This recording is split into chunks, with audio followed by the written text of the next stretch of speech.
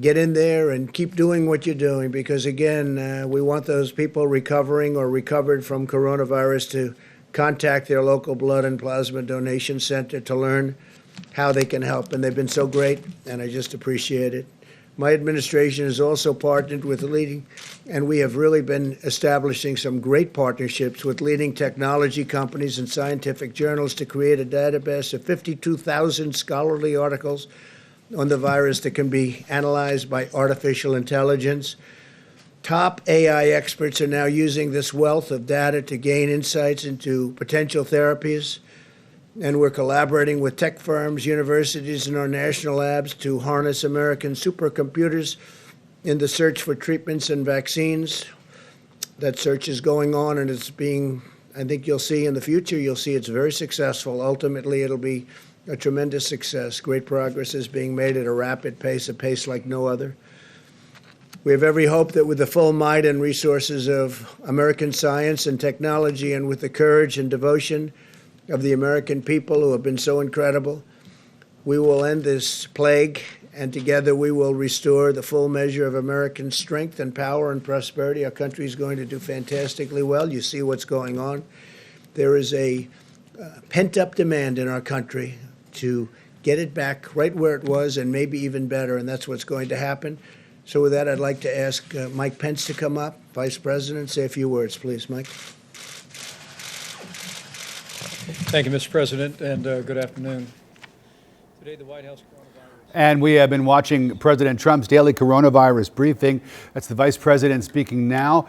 President Trump with a note of optimism, saying that we will beat this virus and come back even stronger after it's over. Of course, this is just about less than 24 hours before the state of Georgia is set to reopening business.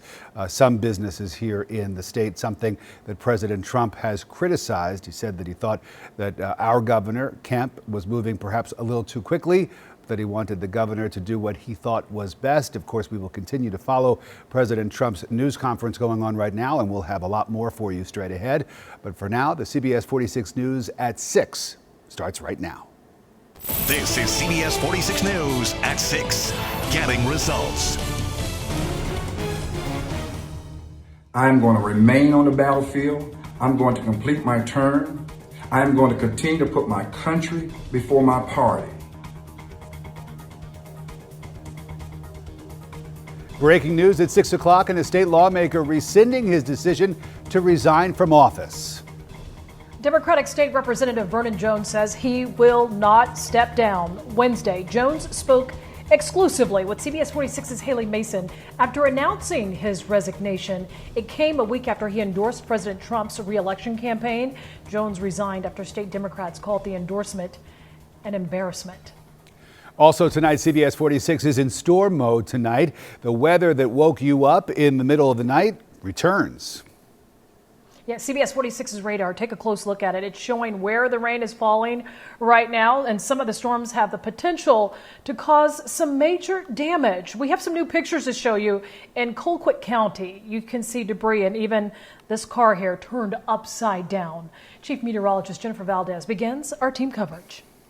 Yeah, and this massive storm has a history of producing severe weather across the entire southeast, even several tornadoes today across South Georgia. And that's where most of the action has been today, over middle and South Georgia. But watching for the potential of more stormy weather across North Georgia as all of this lightning and these storms over Alabama continue to move east. Right now, there is a severe thunderstorm watch for central Alabama for that line of storms. That does include Randolph County, Alabama. None of Georgia under a watch or warning at this time, but as these storms move east, they could bring us some stormy weather. I am watching a warm front that has stayed to our south, and that's a good thing. That has kept the strongest storms over middle and South Georgia, but if it lifts further north, it could bring some stormy weather over North Georgia as we head through the late afternoon and now into the evening. Some stormy weather in Eatonton, very heavy rain there. Then we've been watching these clusters of storms as they moved over Flowery Branch and Hall County. Several reports of 3/4 of an inch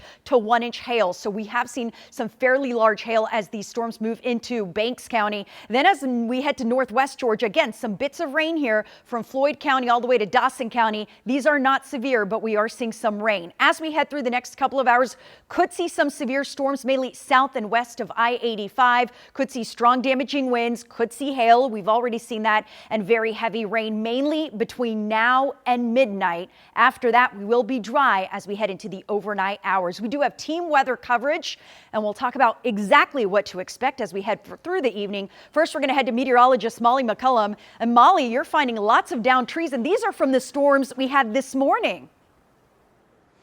Jen, you and I were talking about this. We're surprised that it caused this amount of damage because this wasn't even a severe thunderstorm warning in Polk County, but we have downed trees and really large branches just like this one in downtown Cedartown, pretty much all over Polk County.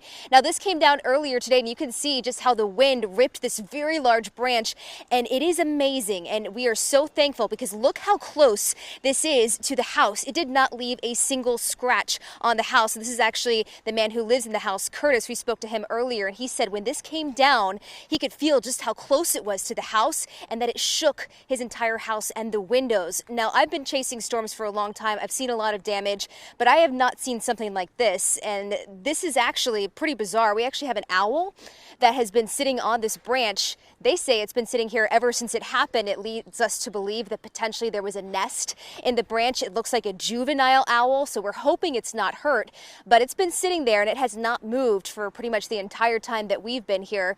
So we're hoping the best for that owl and the owl family that potentially was living in that tree. But thankfully, nobody was hurt here in Cedartown. Nobody was hurt at this house. We had some down power lines as well. Georgia Power has already been out here. And so right now they're just working on some of the cleanup and hoping that some of the rain that's moving our way doesn't hurt the process of that cleanup. In Polk County, Molly McCullum, CBS 46 News. All right, Molly, thank you. Heavy machinery chops up fallen trees. Video from Ackworth shows crews working to clear the area near New McEver Road. CBS 46's Barmel Lyons continues our team coverage. She's in Sandy Springs. Barmel.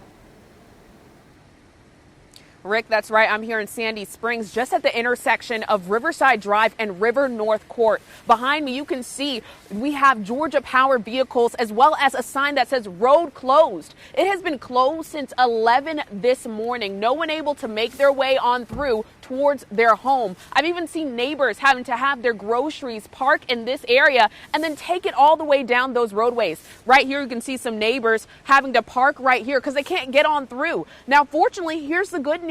According to some of the neighbors, they let me know that the power is back on. It's been off since 12 this afternoon, but fortunately it's back on. Is that right, guys?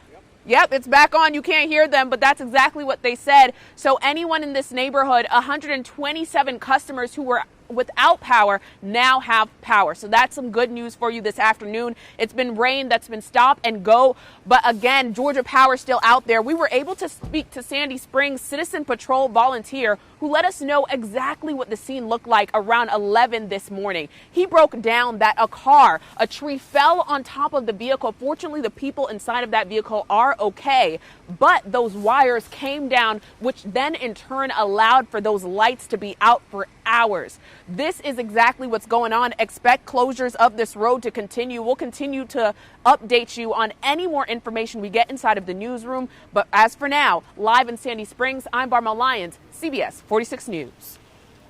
Sandy Springs, Barmel, was not the only place that saw damage. Trees also were damaged in Atlanta. One crashed onto a power line on Maxwell Drive, knocking out power for at least 200 homes there. Now more than ever, you need the CBS 46 streaming app. You can get weather and news updates while on the go. The app is available for Apple and Android users.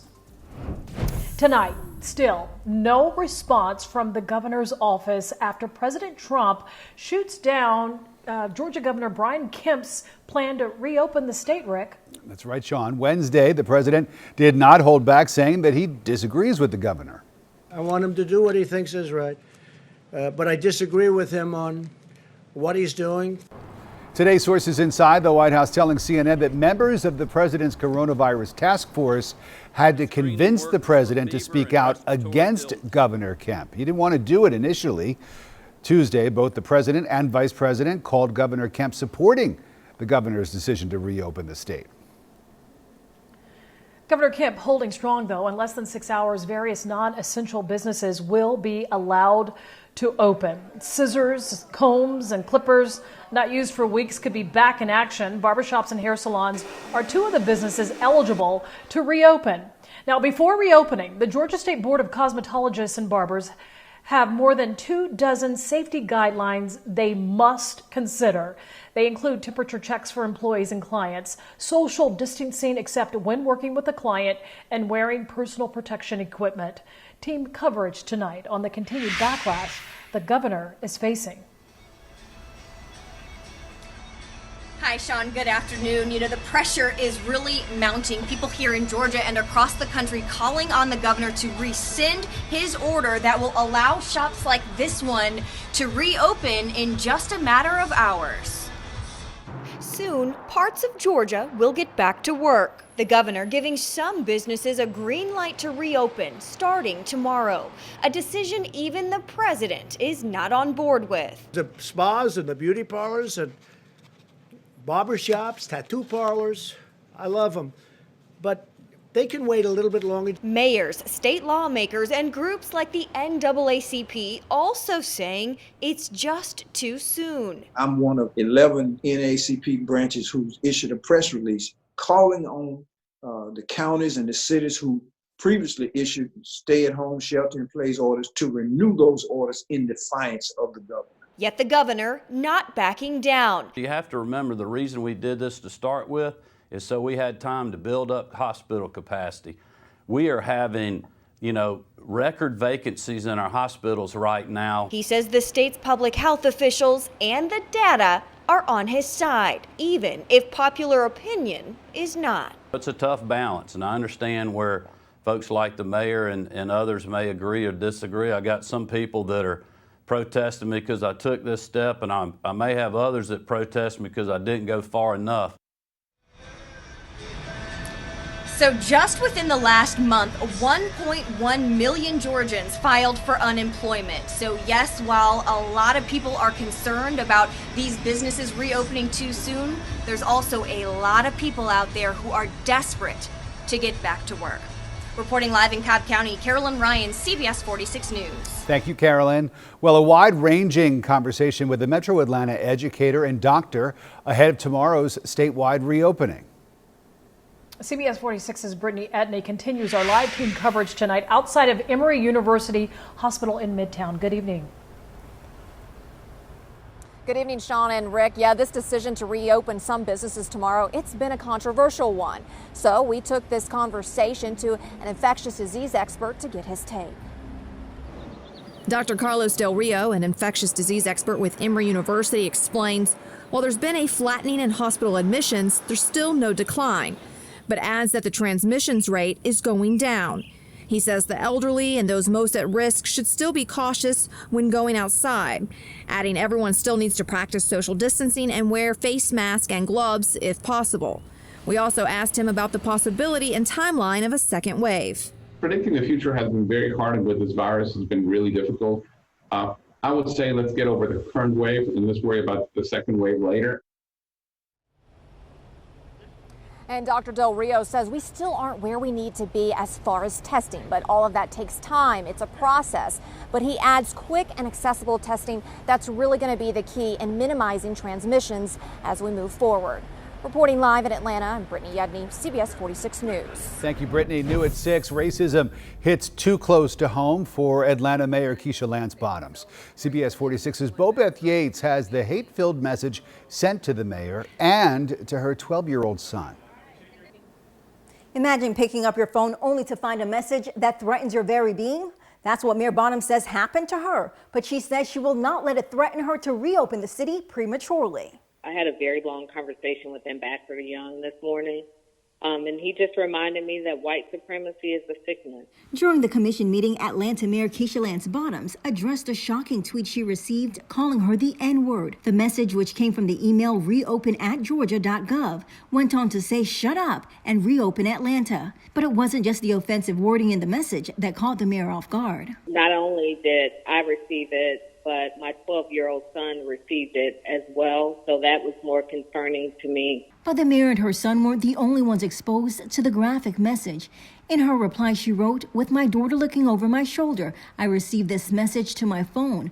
I pray for you." She then went on to quote Dr. Martin Luther King, saying conscientious stupidity or sincere ignorance. So CBS 46 reached out to Reopen Georgia. And while they did speak to me over the phone, they declined an interview, but sent the following statement. #Reopen Georgia is appalled to learn a text with a racist message was sent to Mayor Keisha Lance Bottoms in our name. Not only did we not send the apparent message, but we stand together with Mayor Bottoms in condemning racism and hate speech. As for Mayor Bottoms, she says this threat won't stop her. Cowards don't run for office, so I will continue to use my voice to speak on behalf of our community. Children should be off limits as it relates to any and everything. We're told officials are looking into the matter to figure out exactly where the message came from. Bobeth Yates, CBS 46 News.